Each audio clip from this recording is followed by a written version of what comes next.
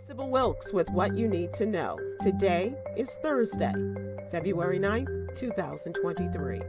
Number 1. Before President Biden presented his State of the Union address Tuesday night, in which he spoke about the need for changes within the nation's law enforcement agencies, new updates in the Tyre Nichols case were released. According to documents, one of the officers, identified as Demetrius Haley, took photos of Nichols as he lay propped up against a police car after being beaten and left bloody. Haley initially reported he sent the pictures from his personal cell phone to other officers and a female acquaintance.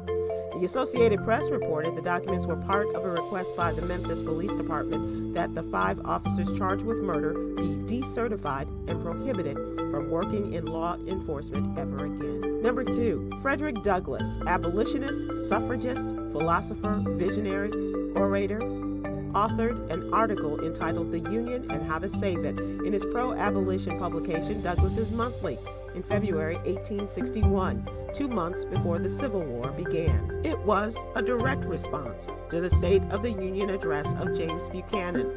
Frederick Douglass was not afraid to tell it like it is. Here is, and must ever remain, the irrepressible conflict.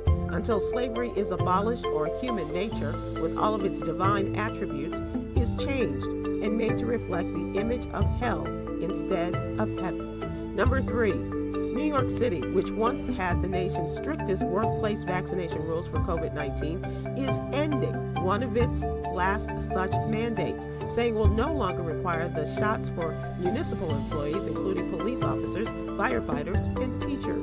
The approximately 1,780 New York City workers who have been terminated for failing to comply with the municipal employee vaccination requirement will not get their jobs back automatically, but they can apply for positions with their former agencies, according to city officials.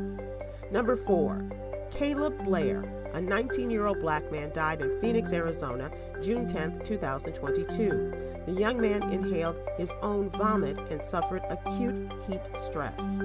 The young black man, who disrobed in a futile effort to cool his body, was handcuffed, dragged 82 feet away, and tossed in the thorny leaves of a shady mesquite tree located near a dumpster. An officer repeatedly asked his name, but Caleb was unresponsive, had shallow breathing, and could not hold up his head.